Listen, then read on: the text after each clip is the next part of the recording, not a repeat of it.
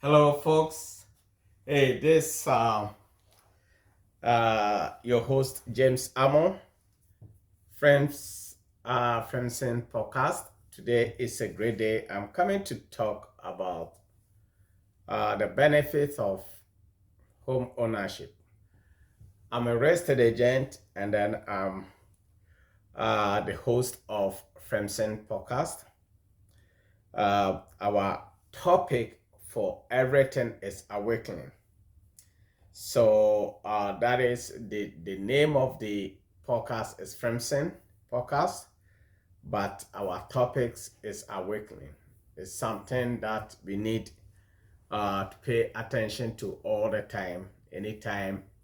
Um, I'm here. I'm just here to advise. Sometimes I invite guests to come and then talk. Come here and then give advice to so many people. So, if you are listening to me, I do believe that the time has come for us, take time to sit down and then watch the video full. Because if you don't watch it, you might not understand or you might not get the full um, information that I'm going to provide. Okay, this video will be is concerning real estate, owning a house, owning a piece of land, and then what are the things that you need to know? What are the things that you need to pay attention if you own this piece of properties? I will talk about home buyers. If you own a house or maybe you are planning to buy, I will talk about buyers, I will talk about sellers, and then I will talk about those who are not ready to sell. They own a house, but they are not ready to sell. At this point, I'm going to talk about, those who own properties, piece of properties, and then are not ready to sell. And then what are the advantages you have to pay attention to? Because being a real estate agent for a long time, what I've realized is that a lot of minorities from third world countries, some of them, not all of them, but some of them, um, greater part of them believe that owning a house, first of all, is not something that beneficial. A lot of people think like that. Others also think the house belongs to the bank, so they are just living in it. And I have seen some people on social media also advise people, that owning a house is not good. It's good for you to rent. Even some people advise, not to own a house, but put your money in cryptocurrency and all kinds of, things. Anyhow, you think is good for you to build your wealth in this country, I will strongly agree with you. Just do it. Anyhow, if you think cryptocurrency is good, stocks, investment is good, or any kind of a way you think will help you build your wealth, that is something that I'm not going to argue with you. I'm not going to dispute it. I do believe it's right thing to do. But being a real estate agent, I do believe my thought has opened my eyes for me to see the benefit of owning a piece of land or owning a property in the United States. Because if you own a property for you, for yourself, either it's for rent or even for yourself, there is a huge benefit in it. There is a huge advantage of owning that piece of property. And in this country, when I came to this country, I didn't know this. But what I found out is that there is something called generational wealth in this country. Generational wealth. Sometimes we minorities, we said some group of people are very rich, some group of people are poor, some group of people are this and that and that. Where is this come from? It's from within us, because we know who is rich, who is poor, but ourselves, we cannot consider ourselves to be rich. And once we cannot consider ourselves to be rich, we don't know how to encourage ourselves to chase people that are rich, to learn their footsteps, to learn how they became rich, to learn how we can also follow them. Because in this country, some years back, in Alendes, from years back, people, minorities were not allowed to own even a piece of land. Minorities were not allowed to own property, buy houses, own any assets, variable assets that can generate wealth for them. It is then that lately that Congress passed laws for me and you to own a piece of land. So if you are here, if you are from any country, any third world country, you are here, you have your papers, you have your keys here, you have everything that you feel you have opportunity to do anything, then I do believe it's very important for you to think about owning at least a piece of land or a piece of property. I'm not saying that if you can't, you have to force yourself, because if you buy the property, you have to be able to pay. If you don't pay and you stop making payment, whoever gave you the loan will come and take it from you, which is the bank. That's why there is foreclosure in this country. So if you are going in to buy a house, then you have to know that you can afford. That is one thing. You have to know you can afford. And then once you've determined that you can afford to buy that property, then there are things that you have to put in place for you to secure your assets. For you to secure your assets. So owning a house, I'm going to talk about some of the things that you need to pay attention so that the house, you don't lose the house, you don't lose the value of the house, or you don't mess up with your assets. Because as I was saying, generational wealth, if you are able to own some properties, you can pass it on to your family. You can pass it on to your children or even your grandchildren, or even after retirement. If you don't have any child, you can do what? You can sell it, take your money with you, or even if you don't, you can donate it. That is part of things that, makes America great, great, great nation. So I'm going to talk about if you own a house, if you own a piece of house, what you have to know is that the property belongs to you. The property that you own, it is your asset. It is your money. It is your investment. It is something that generates income for you in the near future. The reason is, if you own a house, anytime you make your payment, let's assume you bought a house, $100,000, right? And you put maybe 10% down, that is 10,000. So you owe the bank $90,000.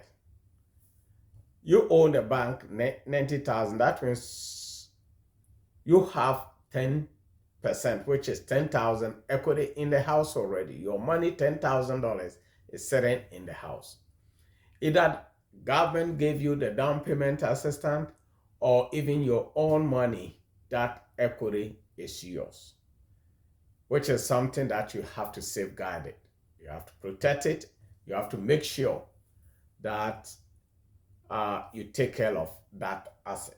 Because if you sell the property in the near future and you sell it, if it's your own money, you put down, of course, you can recoup your money back.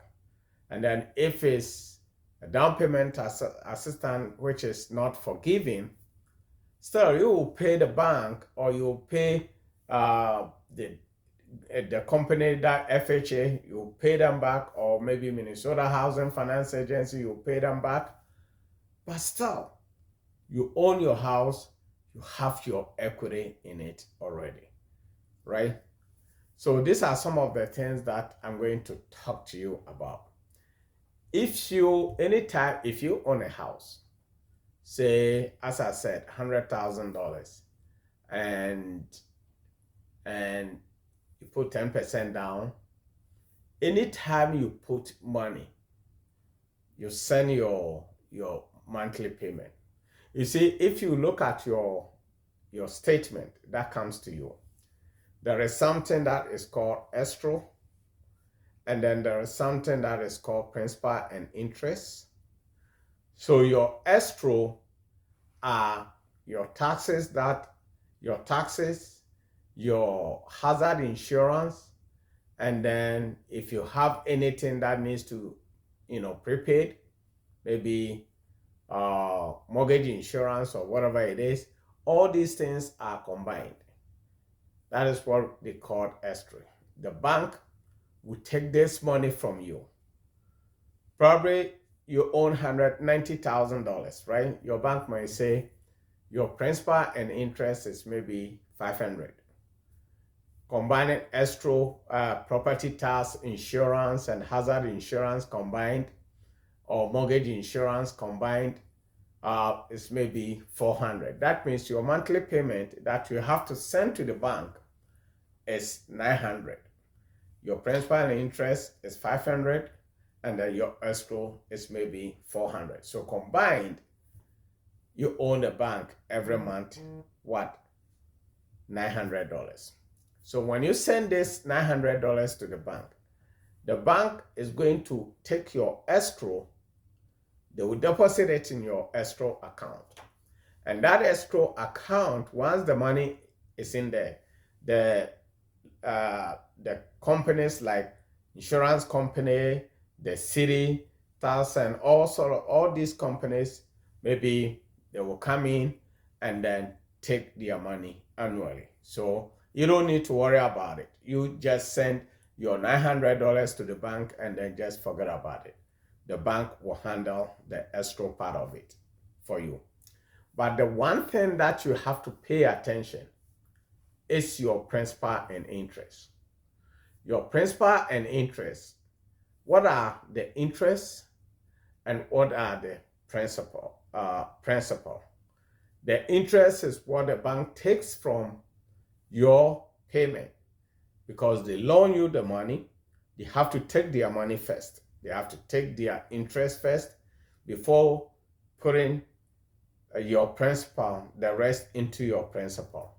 So let's say it's $500. Majority of loans, if you receive your loan, just pay very good attention to it. If you receive your monthly bill, you realize that the escrow is different. The principal mostly is less than the interest, right? Because what the banks do is that they take their interest first. So if you are paying, let's assume you are paying $500 principal and interest, maybe your the one that goes to the interest might be $300, and then the one that goes to the principal $200. This is just assumption. I just want you to understand it just clearly. So the one that goes to the principal maybe $200, and then The one that goes to interest maybe 300. So the 300 goes to the bank. That one you have nothing. That is not your money. But remember that 200 that you have, the 200 will go and reduce your $90,000 that you owe the bank.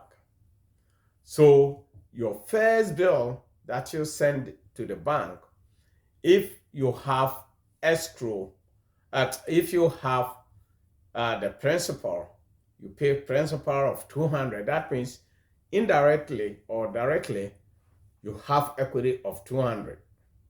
When you send your first bill, you have equity of 200. Just think like that, because any money that goes to the principal, reduce your principal. And then once you reduce the principal, once the principal is going down, your equity goes up. It's just like that. So your principal goes down, your equity goes up, right? So the more you contribute towards the principal, the more your equity goes up. That is what they call equity. So if you own a house and you live in the house for, let's say, maybe 10, 20, or 15 years, then you have to know that it will reach a point that the interest will go down, but your principal will be higher. That means your equity, you are building in more equity in your house. That is what you need to pay attention. And then what is the equity is for? Equity is your money. The money that you are paying today, this thing, is your equity, and then that is what builds up for your future. So let's assume you bought a house, $100,000. You put 10% down. You started making your monthly payment.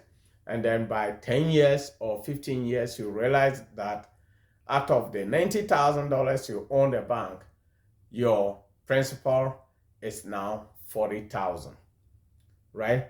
Has dropped to $40,000. That means you have equity plus the 10% that you put down, you have equity of, say, $60,000 in it. But let's take that one as just face value, right? What about if the property value goes up? If the economy favors you, and then the house that you bought for $100,000, 15 years later, the house is worth $250,000. This is how you build your wealth. This is how you build exactly what people talk about. So in real estate, if you understand the concept, it's a way of building very good wealth. It's a way of building wealth for yourself or for your children. So if you own a house that you live in, that is the kind of income that wealth that you build in it. Let's think about, say you own two houses. One, you are renting it, and then you live in one. The rental one, you bought it the same $100,000. You put 20% down because that is commercial. You put 20% down. You're renting it. You own the bank $80,000. Because you put a 20% down, first, you are not paying mortgage insurance. The one you were living in, maybe at that time you didn't have money to put 20% down. You put just only 10% down, so you are paying mortgage insurance. But the one you are renting, you are not paying mortgage insurance because you were able to put 20%. So the 20%, that means you own the bank $80,000, right?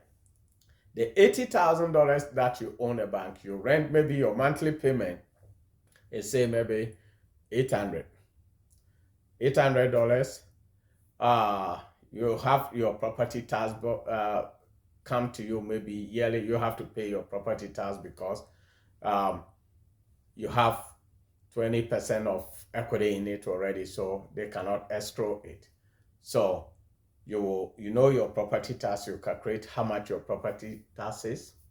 So what you do is you add the the property tax, you spread it. Let's say if your property tax is 1,500, you spread it into 12 and then add it on top of your monthly payment. Or maybe you can spread it and then add it on top of your monthly payment. Since you put 20% down, your monthly payment is low, you add your taxes on it, you add your mortgage insurance on it, you add not mortgage insurance, hazard insurance on it, and then rent it to Mr. B. Mr. B, with his wife come in, take over the house. They are happy, they own a house, right? They live in your house.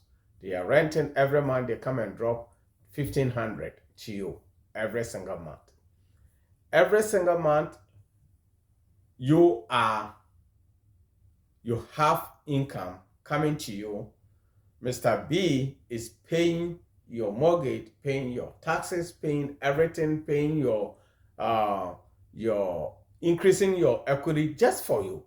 So before you realize, if Mr. B live in your house for maybe next 10 years, you have already built wealth in that particular house. So it is very important for us, if like me and you or minorities who are in this country, it doesn't matter where you come from. If you are a minority in this country, the best thing you have to pay attention is to focus your mind on owning a piece of property. If you don't have money to invest, one good thing about the United States is that you don't need a lot of money to buy a house. You don't need a lot of money. I've sold houses to people who came out, just with 1,500 to own their house. 1,500, because we were able to get them down payment assistance. We were able to get down payment assistance from the state. And then they were able to own that piece of property, right? So the best thing you have to do is to make sure that your credit is good, your income is stable. That's all you need. If you don't have enough savings, it's fine. You can buy a house, provided you and your partner are united. You can buy any piece of property. The only issue that we have in this country is that minorities, we are not united. Wives fighting against husbands, husbands fighting against wives. So sometimes it makes us divided. That's why. But otherwise, if both of you are united and knows exactly what you are doing, you can own a piece of house, pay it off. Instead of 30 years, you can even pay it off within 20 years or maybe 15, 16 years. So it's very, very important. You need to understand the benefit of owning a house and benefit of having your house, why you should pay very good attention to. There are so many things I will talk about the house. If you own the house, there are so many things that I will talk about how to maintain it, like curb appeal. You have to maintain the house. You have to make sure that, if there is any damage, you take care of it. You need to have insurance on it. You need to prepare for emergency in case something happens to you. You have to prepare for emergency funds. You have to do so many things to protect your assets. And then one thing too that a lot of people doesn't know is that if you own the house, and once you are not ready to move, people think the credit is not important. But the credit in this country, mostly homeowner, your credit in this country is very, very, very important. Why? Because let's assume you own a house and your credit is bad out there. Your credit is very, very, very shitty. And something happens, you lose your job, and you want to refinance, or you want to get home equity line of credit, or you want to do something to get money out of your house. Because your credit is not good, it's going to be very, very tedious for you to get that loan you are looking for. So credit is one of the things that many people doesn't pay attention. Sometimes it pains me that someone owns their house, they own their homes, and at the end of the day, they need to do something. They need to maybe get money out of it, or maybe there is an emergency. They have to refinance the house and they can't. Their only option is to sell the house. Meanwhile, because of your credit is bad, even if you sell the house, where are you going to move to? Apartments, or anyone renting to you want to make sure that you have a good credit. So credit is very, very, very, very important. Those of you who think that credit is not important, you don't know what you are talking about. You have to pay attention to your credit. If you don't live within your means, that's the most important thing I tell people. Live within your means. Stop spending, stop overspending, stop buying unnecessary things, because your house is your asset that you need to focus and then protect it. Folks, the next segment is going to be details. I'm going to talk about what are the things you need to do to keep your house. If you own the house and you don't want to sell, what are the things you need to do? What are the things that safeguards that you need to put in place? So like my videos and then share with your friends. Make sure that you forward the videos to your friends. Let people forward our podcast to anyone that you know. I have so many loan officers that I deal with. I have loan officers. I'm a real estate agent. I've done this for so many years. I have loan officers, local loan officers, banks that I deal with. They can really help you get your dream house. They will provide the loans you need. But I'm going to mention one loan officer that I deal with all the time. Actually, she wrote a book, said how I close loans on time. How I close loans on time. And then this is the book. This lady is very good. She's in the Twin Cities. Her name is Fola Bariwa. This lady is an amazing lady. This book is not for sale. If you want to buy a house or you own a house and you need information about loans, just order one for free. Just, place your order and then she will either come and give it to you or ship it to you for free. So folks, this is Fremson Show, your real estate show. Our topic is empowerment. Empowerment, how we can encourage ourselves, how we can empower ourselves to generate wealth for ourselves, for our family, for our children. If you want to be successful, I think you have to work hard. You have to work hard and work smart. That is all it's about. You have to be smart. You have to work hard to get what you want in this country. Take care, and remember, our Lord God loves you. He cares about you, and then I'm hoping He will give you the wisdom you need to protect your assets. Thank you.